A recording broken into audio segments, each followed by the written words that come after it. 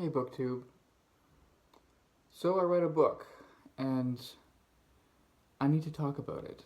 And I thought I'll make a video about it, and it'll be one of my thoughts, one of my videos where I just make a dedicated video to my thoughts about a book. That's what I'm trying to say. Because I recently was reading this book, and I feel like I need to talk about it. So the book is this here by Glenn Duncan. It's A Day and a Night and a Day.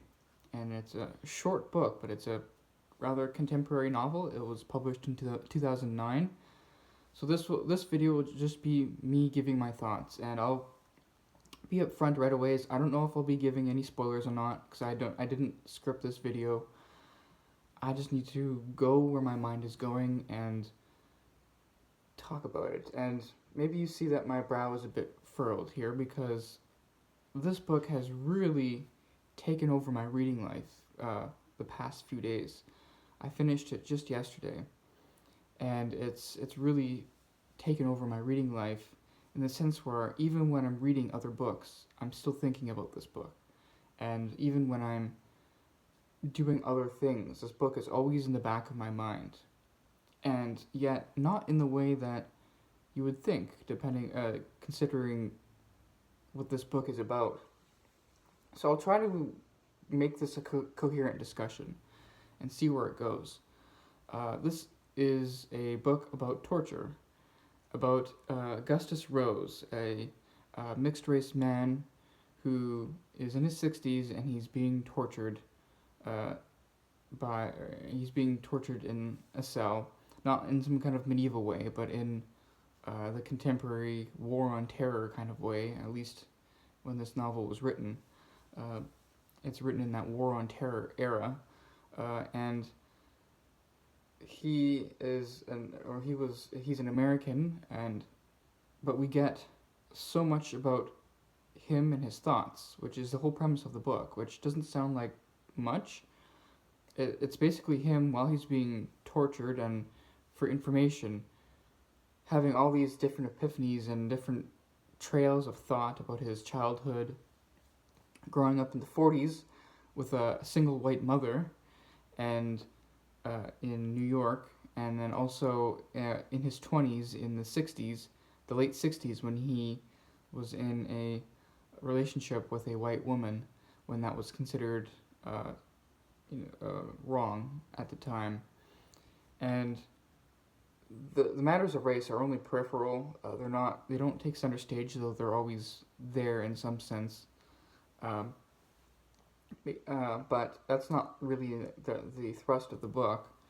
I did talk about this a little bit in a previous video, but I was only halfway through the book then, and even then I was very much enjoying this book, and I did very much love this book, but I want to know why, and I want to discuss what this book is about, and see if I can figure out why it has such a hold on me. And I don't know, and yeah, especially since this book was never a bestseller, it was never a popular hit. The author went on to write more famous stuff. For example, he has a trilogy based off of a werewolf, which is not the type of book I would ever have thought this guy to write, considering this book is thoroughly literary fiction, not any kind of fantasy or whatever. But so the title of the Day and a Night and a Day refers to how long he survived torture before he ended up confessing, and that's considered significant by his torturer, because most people don't hold out that long. And even more significantly is that Augustus Rose is very much a creature of his time, but a lot smarter, or at least knowingly. He's knowingly a creature of his time. And it's very much a portrait of contemporary society and our contemporary values, because Augustus Rose is very much someone who grew up in religion, had imbibed that religion, or at least a bastardized version of it, a bastardized Catholic faith, but then lost it in his early teens and then kind of lived out his life in the shadow of that loss of religion. Not in the sense that he's always yearning for God, though you could say that he is in this, but living as if he's living with under the shadow of an absent God, I guess.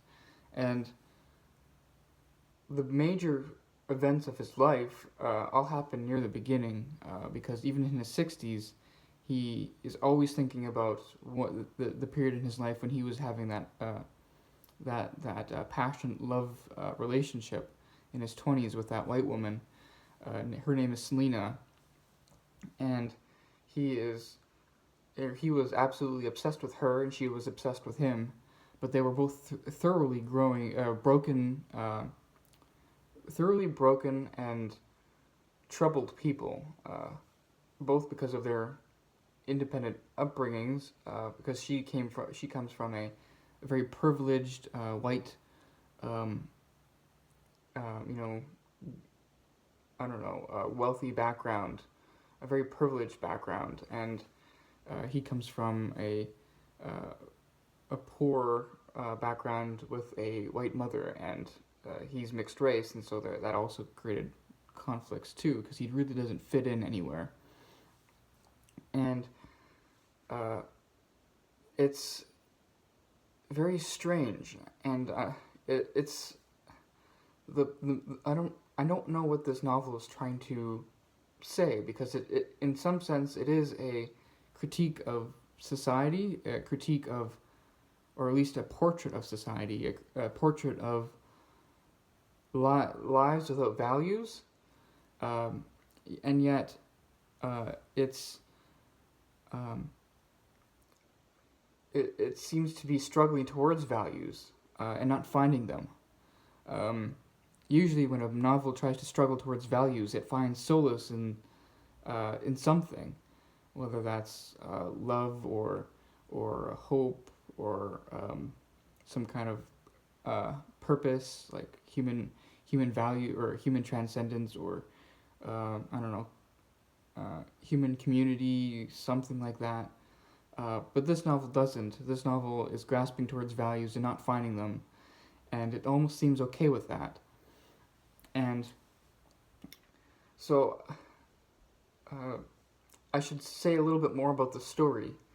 The story is, you know, even as he's getting tortured, and he's being, which is not explicit, by the way. The torture isn't. I mean, in some parts it is a little bit, but if you watched a common cop show with all the blood and gore on there, you'd get more blood and gore than you would in here. All the torture is inferred mostly in this book, but this book is all his thoughts and all the feelings that he's had. It's a partial reflection on his life, which never seemed to get over the peak of that love of relationship, but it's also a look at passionate love relationship and the cruelty that it seems to bring. I won't summarize the book. At least when I was halfway through the book, I summarized the book in this sentence here. I wrote a bunch in here, and I also wrote a bunch in the page there, and then the front pages here. But so this is the summary I wrote at the when I was about halfway through the book. I said this novel is about broken wills with broken desires having broken, angry, cruel sex. And yeah, that seems mostly accurate. But then at the very end of the book, I added this to it. It says, just listing things. I didn't actually write a sentence here, but it says it's a greedy love, obsessive love, cruel love, existential love. And this is not supposed to be deep or meaningful. It's me trying to wrestle with what this book is about. Because even though the central premise is about torture, love seems to be is like a central unifying theme in this book. And to my mind, it seems like his relationship with Selena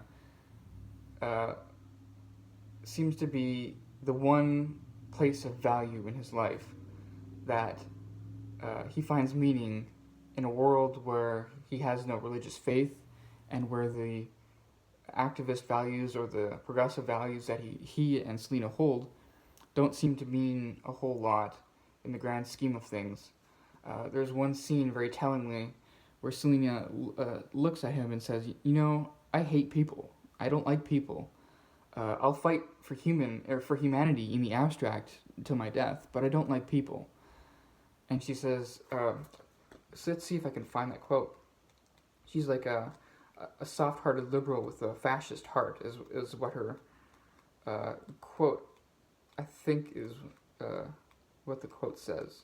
But it in a sense, that shows you a little bit about this book. Let's see here. I could quote so many things from this book. I marked it up like crazy. Here it is.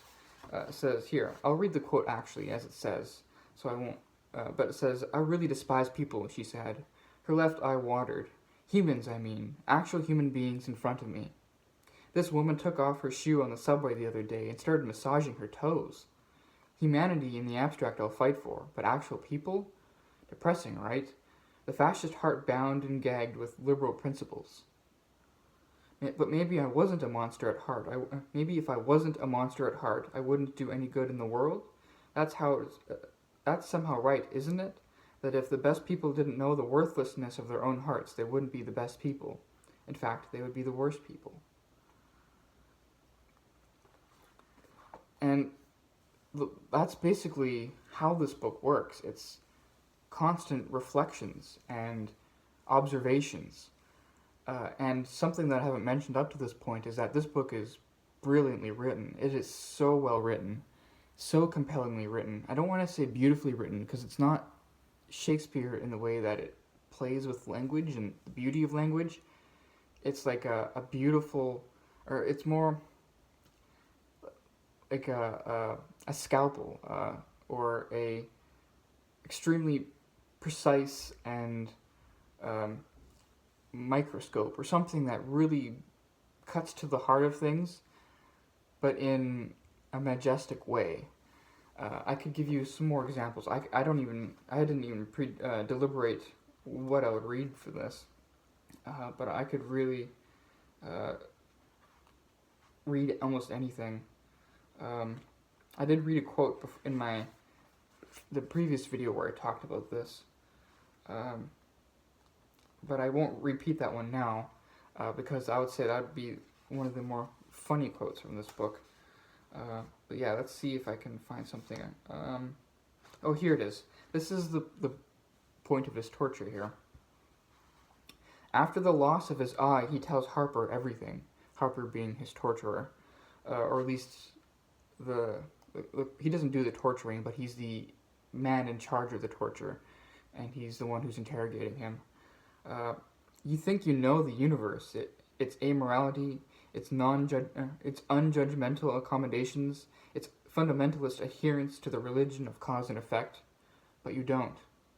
Not unless someone gouges your eye out with the scalloped handle of a stainless steel spoon. They put the metal there, apply force and tension, and what must follow follows. What can the universe do about it? Nothing. The universe is compelled to supply effects on causal demand. You think, in spite of all available evidence to the contrary, the universe will draw the line at your eye, which has seen your whole precious waking life. But the universe is in no position to grant exceptions. The universe is the perfect ideologue. If this is a scalpel and this pressure, then this is an optic nerve cut. Language cooperates. Language astonishes with its fidelity my eye.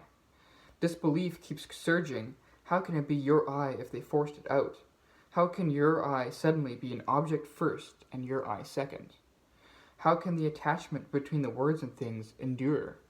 But your eye is part of the universe, so obeys the universe's laws. Together the universe and language radiate brilliant innocence. They've gouged my eye out, your beautiful magician's eyes, and God has not yet said a word. That's amazing stuff. And that's one of the major refrains from this novel, and God has not yet said a word. Because this book is full of sex and raunchy, vulgar behavior, and all throughout it, the common refrain through everything. Like he doesn't repeat it more than maybe 3 or 4 times, but it's a refrain that just repeats after everything that happens. And God has not yet said a word. And this book is thoroughly nihilistic, thoroughly hopeless.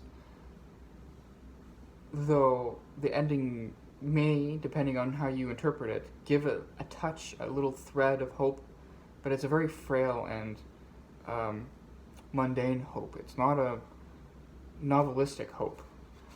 And I should read that section too,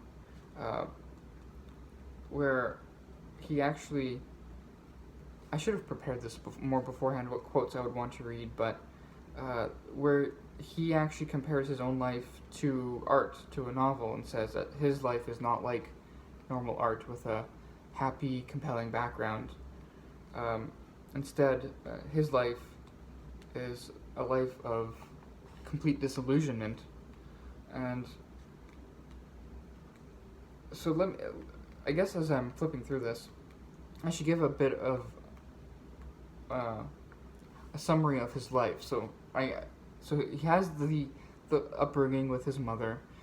He has the love affair as a young man, as a young mixed race man with a white woman, and then the relationship ends, and through the next 40 some years, he basically lives in the shadow of that love affair, and lives the life of a hedonist, he says, basically, but yet bored and dull, never finding fulfillment.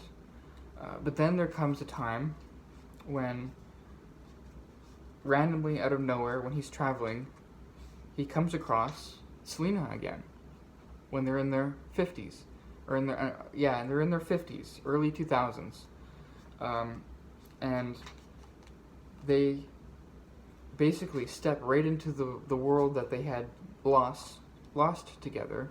I won't go into the reasons why they break up, because I'd have to explain half the novel, because that's part of one of the spoilers in here, is like, how do they break up in the first place? But they end up back together, and in Spain, they're in Spain, and they're together, and for a day and a night and a day, they're back in bliss. And you find that without any values, without belief in God, without any kind of hope, the one thing that gives Augustus Rose meaning in life, gives him hope, or justifies his existence, is his relationship with Selena. And that ends tragically, and sets him on a quest for vengeance, which gets him caught up in a group of fundamentalist Islamic terrorists, which is how he ends up being captured and tortured for information. And he's not supposed to survive that torture, but early on, it's established that this book jumps timelines, so the timeline is not linear at all. We jump to many different timelines, and you're just supposed to keep up. And one of the timelines that we get, even early on, is a timeline after the torture. So somehow he survived his torture, and he's living life for death, really, is that he's just waiting to die, and he's in his 60s, his body is completely broken, he's only got one eye, and he's gone to the edge of the earth, as he says, which is a lonely Scottish island with a small village of people who look at him suspiciously, but he goes there to die. And that leads to the end of the novel, which I won't say anything of, other than that it brings a lot of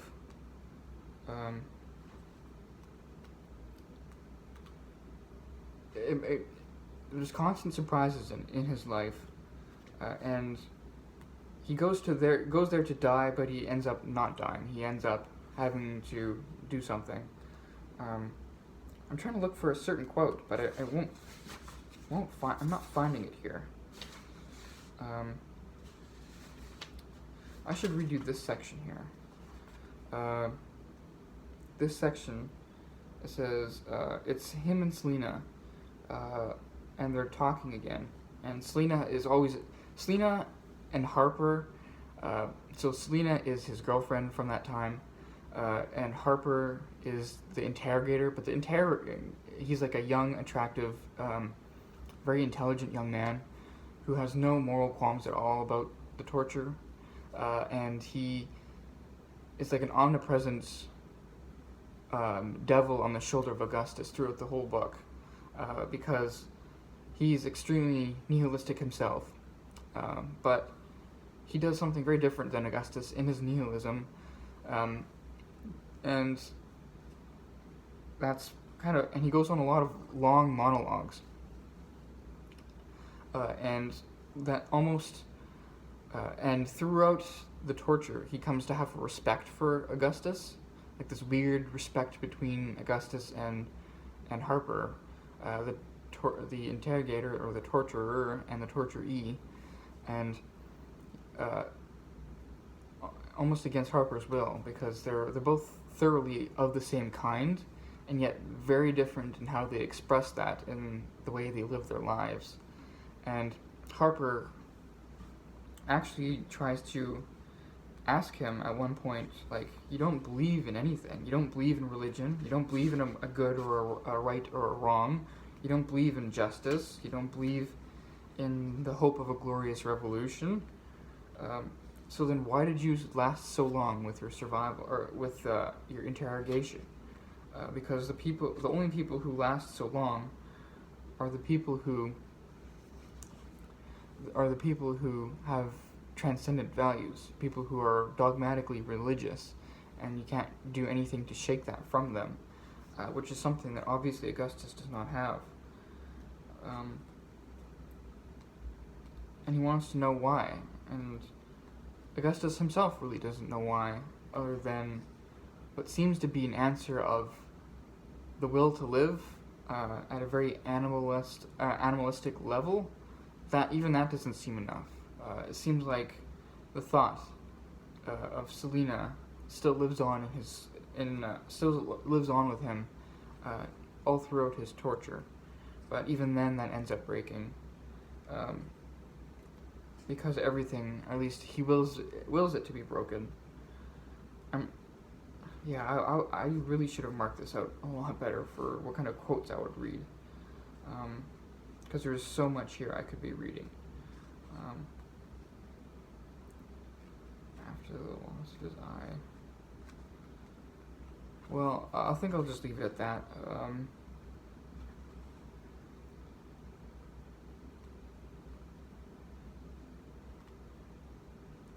But I would say this is a very sad novel. It's very sad. It doesn't have the inherent dignity of tragedy, so I wouldn't go into it expecting that. And it doesn't really have the hope of a normal work of art. Recently, I had read John Gardner's On Moral Fiction, and honestly, I think this fits the exact. And I mentioned that book in a review I did of the books I read in February, and I mentioned I didn't quite understand the argument, because what would happen if there came along a brilliantly written nihilistic novel? And I think this book is that. This is a brilliantly written nihilistic novel, and I think if John Gardner had read this book, his hair would have been on fire, because it's so compelling, and it's so compelling, despite its vulgarity, and there's so much in here that should have turned me off, that should have been reasons why I should not have liked this book, and yet it overcame everything very quickly. There's grotesque, overt scenes of sex that I didn't care for, and yet they seem to fit into the